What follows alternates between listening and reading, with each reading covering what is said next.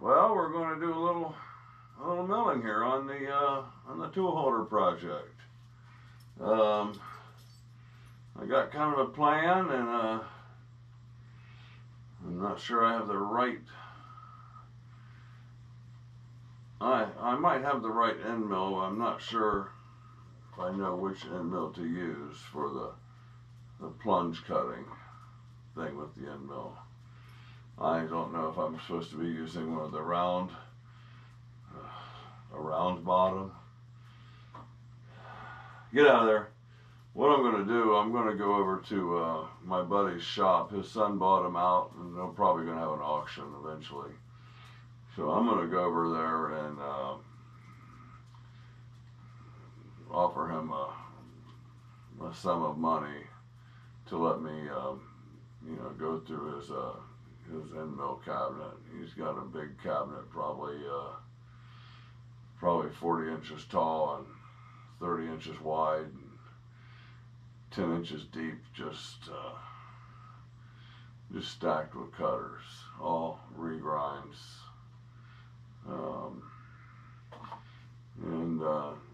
He would, if he has time, he would help me get, a good assortment, a good variety of commonly used cutters. And so I realize the stuff that I have now. I have a few carbide cutters, maybe a half a dozen. Pretty much limited to the smaller sizes. So other than that, a lot of my stuff is kind of beat up. And some cases they've been rolling around in a box, getting nicked up and whatever. So hey, enjoy the video. I appreciate you guys coming around. I'm kind of feel like I'm getting back in the saddle. And I tell you what, well, I just learned how to put links in my videos, I think. I learned how to put a link in a comment. But as far as putting it in my own video, I'm not sure yet. And I have verified that I can do a live stream with a camera. I got my camera turned on. A couple Google searches, and I figured that out. My laptop camera. Turns out there's a little shutter. There's a little shutter in front of the lens. It was closed, blocking the lens. So yeah, go figure.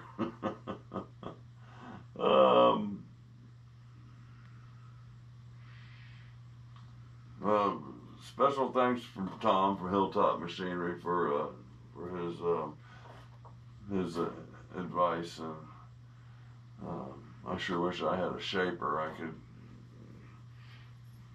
get some of that stuff done. What's up with you standing on my machine, girl? Come on, come up here and say hi. Oh yeah, what's going on? You Gordy? You jealous? You want up here too, huh? Gordy's a Karen Terrier. This is a Chihuahua. And this one here, come on. Come on. This one here is also a Chihuahua. And the Karen Terrier, he doesn't lick me in the face.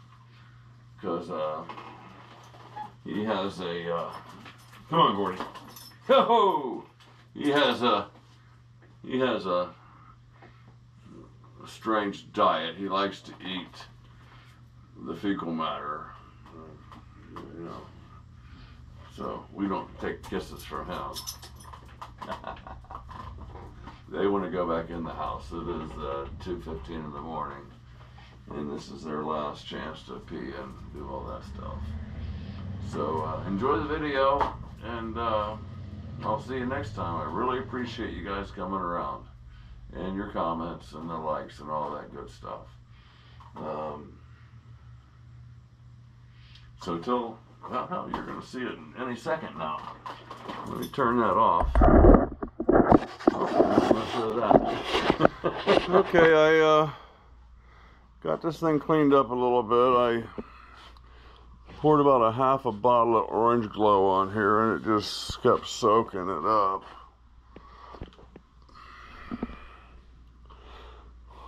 Clean and polished, so I'll use the rest of that. It'll, after this dries a little bit. Then I hit it with Microban multi-purpose cleaner, the metal. Now this here I pulled out of a dumpster on a construction site, and I went to Horrible Freight, and I'm hoping that I bought the right caster. Well, I got a swivel, so it doesn't matter. Swivel will work either way. And it turns out that they're all swivels. Looks like the same hole pattern. We're close enough to it. Well, it's not the same hole pattern, but it is the right height. So I'll use 2 of these. And the other ones, I'll just drive a screw down inside here. And those 2 are there. I got a good inch of wood there to screw into. That'll go underneath the cabinet, and that'll be a nice moving tool cabinet. I have the keys, but the mechanism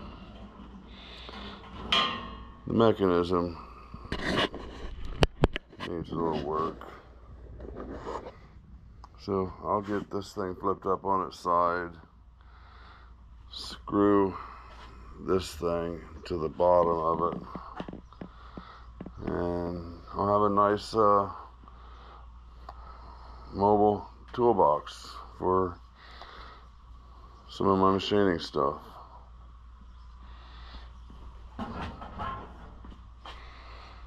This bottom drawer is kind of it just needs a little. The term is little. I mean, if you just kind of pull on it, it's like, if you know what you're getting into, just lift it up a little bit, yank it, it'll open up just fine. It's not so easy to just remove the drawers, so I'll have to put it on its side, pull the drawers out, and kind of reach in there. All doable stuff. So I always check out the scratch and dent section at Horrible Freight, and here I have a Pittsburgh standard metric 64-piece socket set, and let me show that to you. It was marked down to $25, and it's normally $40. Here's this thing. What are you looking at there? Okay. And I have a lot of tools, but I don't know where any of them are at. And my metrics are mixed up with my standards. So what happened here, I'm thinking somebody had to return this ratchet. So they opened up this case, they gave them that ratchet, then they put this on special. So imagine this is going to be a 1/2-inch drive. And here's the 1/2-inch.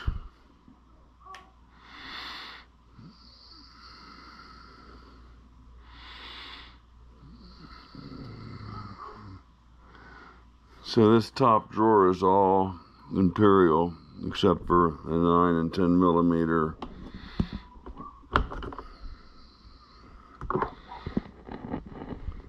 .3/8, I guess. And And then the 1/4 inch, I guess I got all from here over is all imperial, and this other half is all metric. Okay, from there over is all metric. There's all imperial, and there's my 1/4 inch drive. Up here we have here's some more, some 8-point, some 1/4, 5/16, and 3/8 8-point sockets. And then this is 11 up to 19 millimeter. 11 to 19. 9, 10, so I got 9 to 19.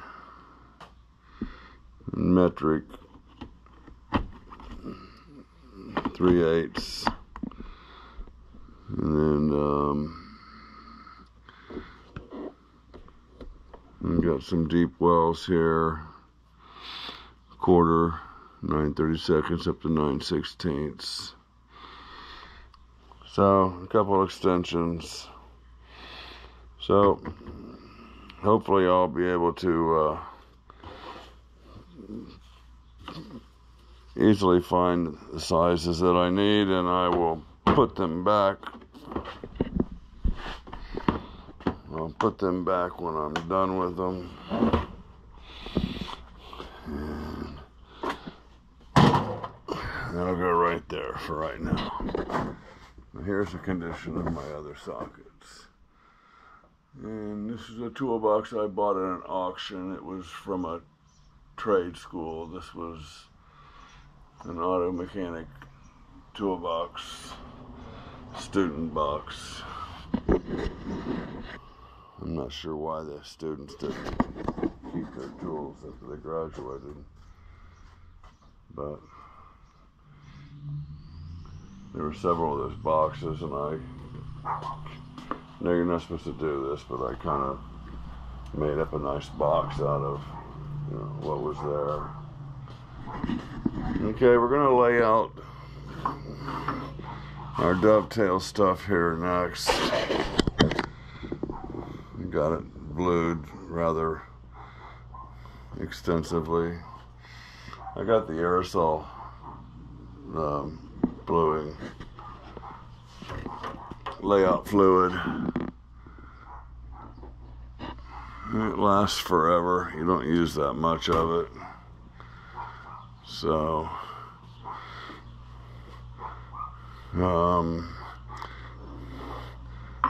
going to, who is it? Somebody sent me a message, a comment, and they had got a video of making the even larger tool holders, and going to check out his video before I start. It was definitely suggested that I use the end mill and hog out as a drill, and hog out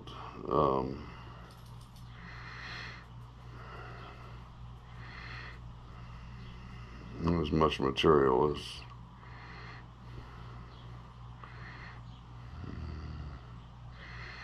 as possible.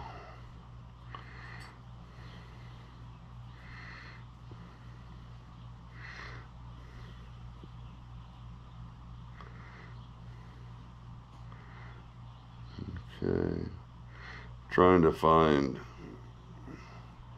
I can picture the guy, I just can't picture the name of his channel. It's Tom.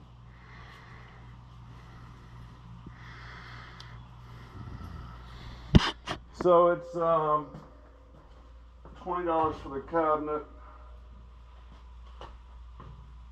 The dolly was free. $5 for the coaster, so there's $25.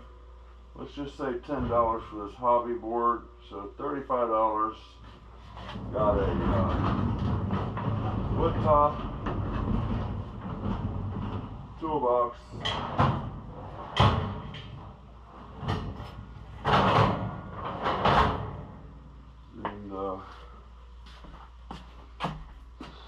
And there we go. Can't beat that.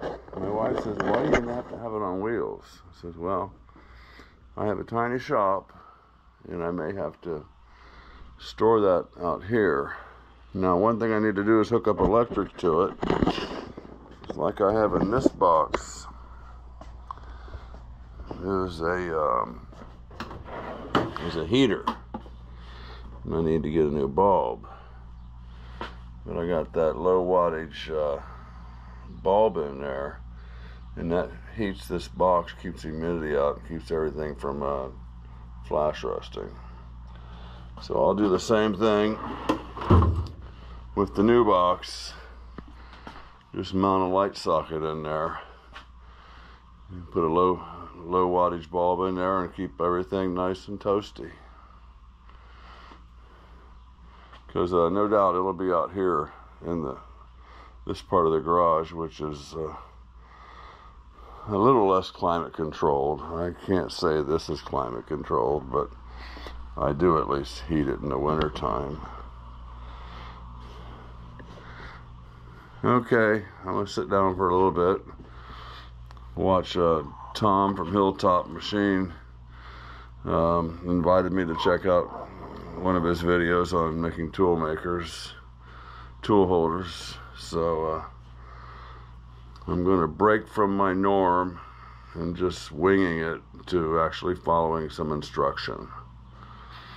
That should please a few people. I know George will be all excited that I'm actually listening to somebody. Okay, I love you, George. Okay, guys.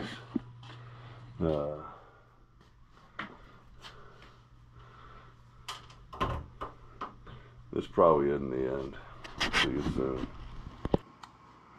Okay, let's see if I'm at least trammed with the vise.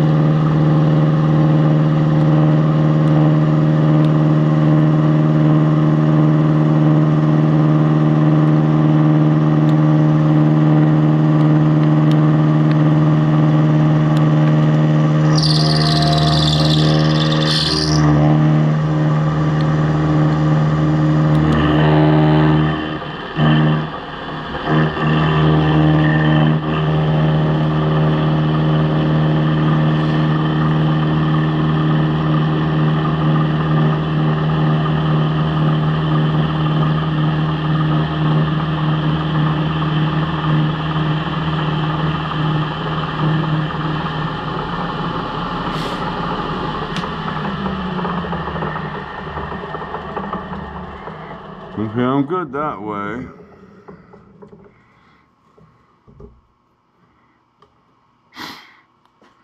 I feel like I'm heavier with my depth. Let me try plunging down now. Unlock the quill.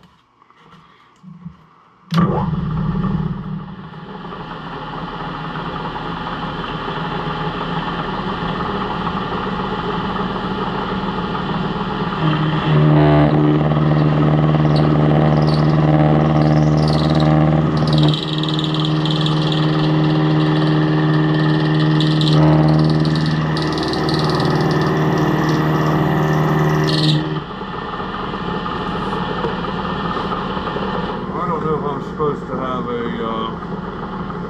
different end mill. I suspect so.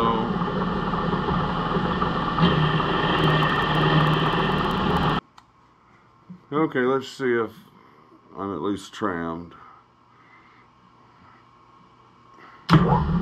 with the vise.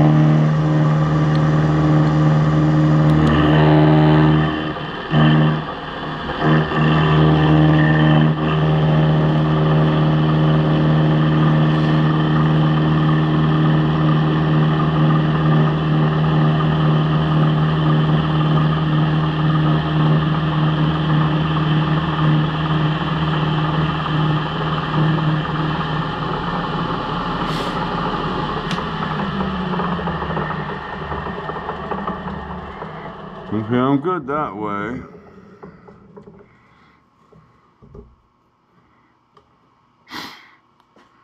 I feel like I'm heavier with my depth. Let me try plunging down now. Unlock the quill.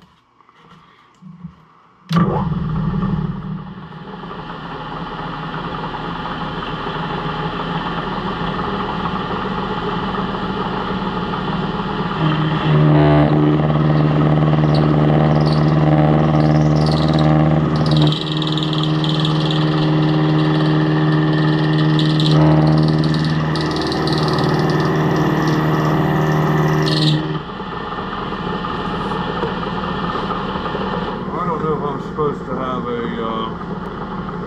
different end mill. Okay, we're going to measure this. Let me zero this out. Make sure it's on 0 anyway.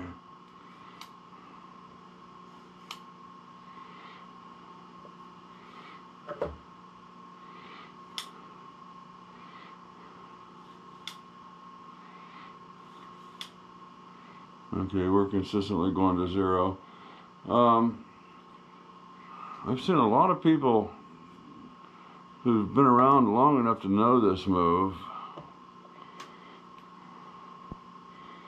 I'll do it right here. I have a feeling I'm only about 100 thousandths. 114. So here's that move. I'm going to put your work material on this edge here.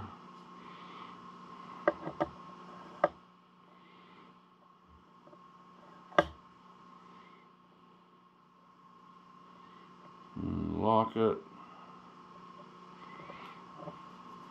And there I am at 114,000.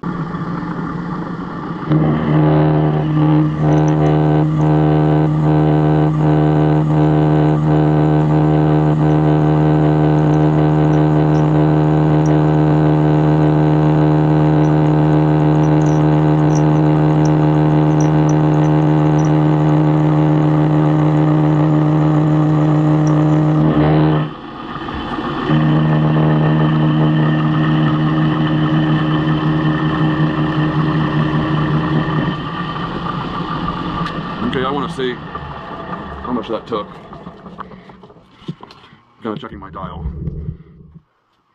So we are at 114, so it should be 164-ish.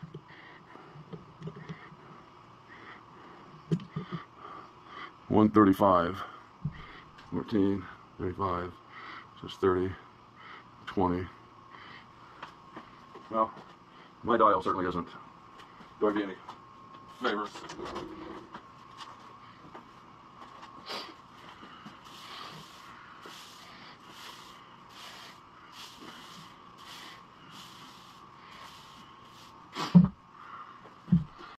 Charge it up, battery charge. Okay, this should be my last pass. I got 10 thousandths in here. I was at 490.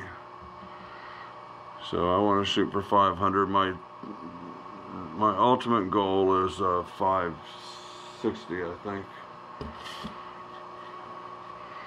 But I don't want to overshoot it.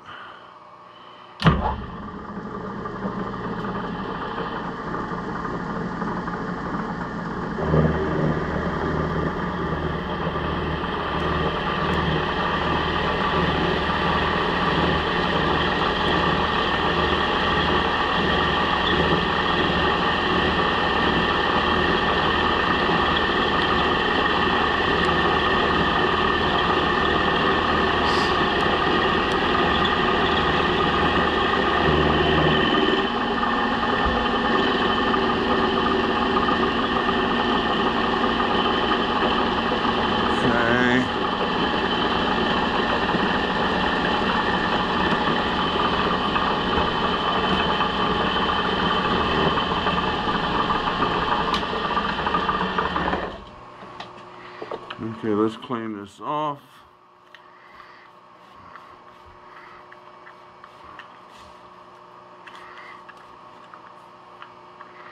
And see what we got.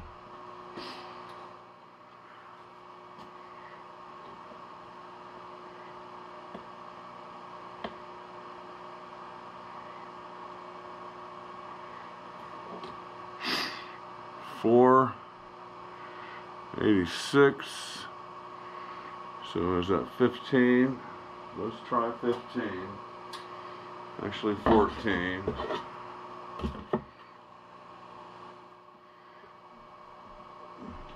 So there's 10, 14.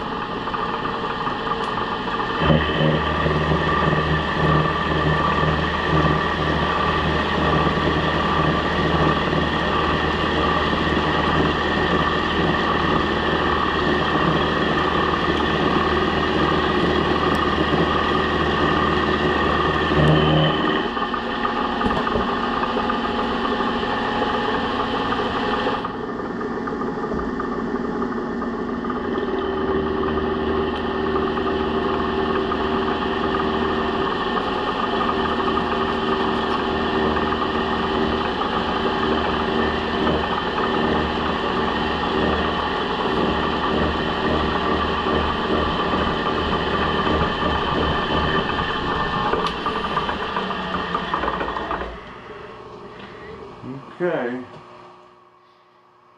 Hopefully this is going to put me around 500.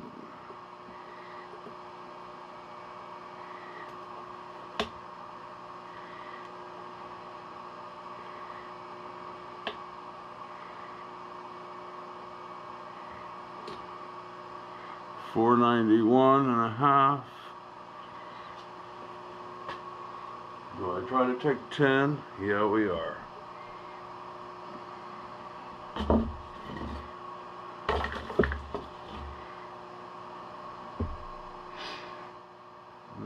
Okay, that's 5.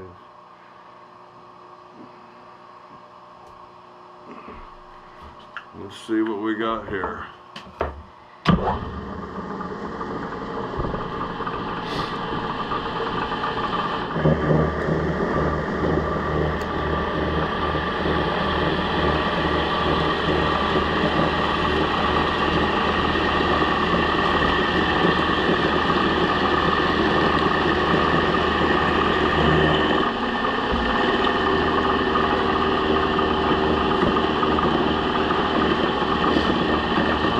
I might just try a scale.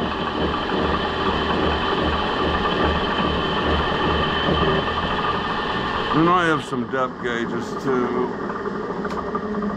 We'll see how they all compare with each other.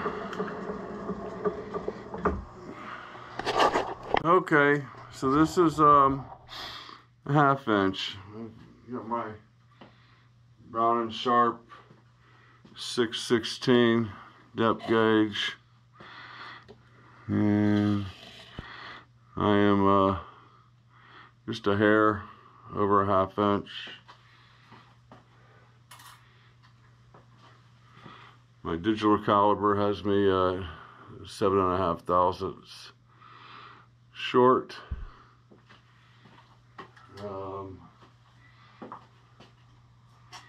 My steel rule has me just over 16/32.